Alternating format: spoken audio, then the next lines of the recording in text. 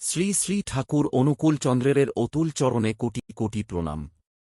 এটা খুবই সত্য কথা যে মনে যখনই অপরের দোষ দেখবার প্রবৃত্তি এসেছে তখনই ওই দোষ নিজের ভিতরে এসে বাসা বেঁধেছে।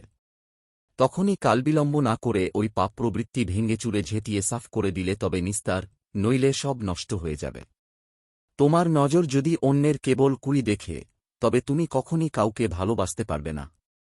আর যে সৎ দেখতে পারে না সে কখনই সৎ হয় না।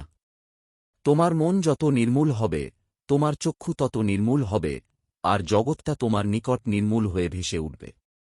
তুমি যাই দেখ না কেন অন্তরের সহিত সর্বাগ্রে তার ভালটুকুই দেখতে চেষ্টা কর, আর এই অভ্যাস তুমি মজ্জাগত করে ফেল।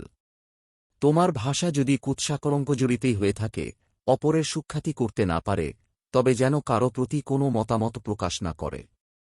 আর মনে মনে তুমি নিজ স্বভাবকে ঘৃণা করতে চেষ্টা কর এবং ভবিষ্যতে কুৎসানরোগ ত্যাগ করতে দৃঢ়প্রতিজ্ঞ হও। পরনিন্দা করাই পরের দোষ কুড়িয়ে নিয়ে নিজে কলঙ্কিত হওয়া, আর পরের সুখ্যাতি করা অভ্যাসে নিজের স্বভাব অজ্ঞাতসারে ভালো হয়ে পড়ে। তাই বলে কোন স্বার্থবুদ্ধি নিয়ে অন্যের সুখ্যাতি করতে নেই।